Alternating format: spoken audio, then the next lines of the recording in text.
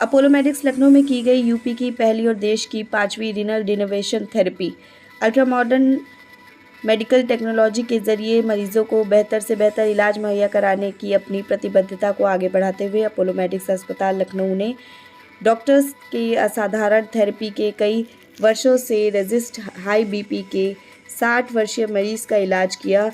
डॉक्टरों ने बताया कि रीनल डिनोवेशन थेरेपी उन लोगों के लिए उच्च रक्तचाप के लिए इलाज का एक आधुनिक विकल्प है जो आमतौर पर हर दिन 4 से 5 तरह की दवाइयाँ लेते हैं लेकिन फिर भी उच्च रक्तचाप से राहत नहीं मिलती। मतलब जो किडनी की नर्व्स हैं उस नर्व को हमको डीएक्टिवेट करने का जो प्रक्रिया है, इसलिए इस थेरेपी का नाम रीनल डिनर्वेशन थेरेपी रखा है जी। अब क्वेश्चन है कि किस तरीके के मरीजों में हम इस थेरेपी को उपयोग कर सकते हैं।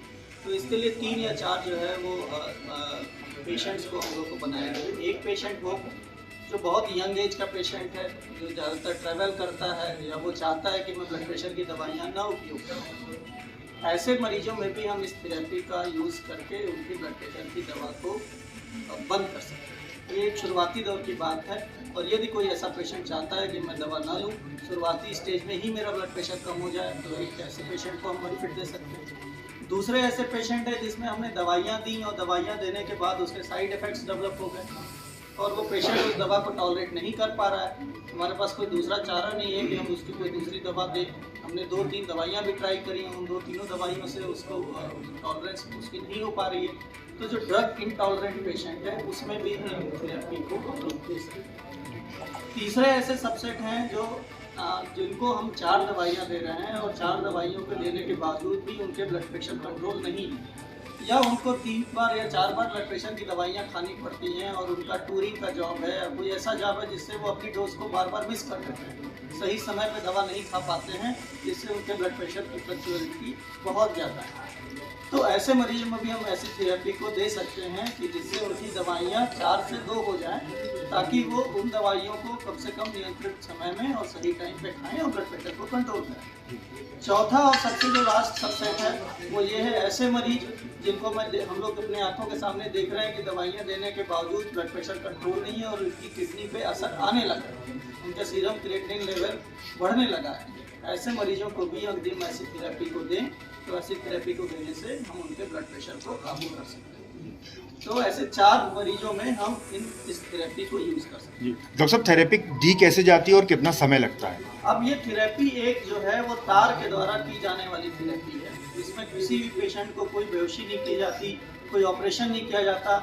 यह केवल एक परक्यूटेनियस थेरेपी है या तार से दी जाने वाली थेरेपी। इसमें हम लोग किडनी की जो आर्टरीज होती हैं, रीनल आर्टरी, जो किडनी की 2 आर्टरी होती हैं और उसकी जो ब्रांचेज होती हैं, उनको हम लोग पहले उसकी एंजियोग्राफी करते हैं, इसको हम लोग रीनल एंजियोग्राफी करते हैं। वहाँ हम उनकी नसों को मैप करते हैं कि कौन कौन सी आर्टरी और उसके ब्रांचेज में हम लोग वो थेरेपी देंगे जिससे वहाँ की ऊपर जो नस जा रही है वो डीएक्टिवेट हो जाए। तो वो हम लोग उसकी किडनी की एंजियोग्राफी से मैपिंग करते हैं और मैपिंग के बाद एक नया कैथेटर आ गया है जिसको सिंप्लिसिटी फ्री स्पाइरल कैथेटर कहते हैं। इसके अंदर 4 इलेक्ट्रोड्स होते हैं। वो 4 मैपिंग एरिया पे जाके वो हीट जनरेट करते हैं। हीट जनरेट कर वो हम लोग बाहर से एक मशीन के थ्रू उस एरिया में हीट प्रोड्यूस करते हैं।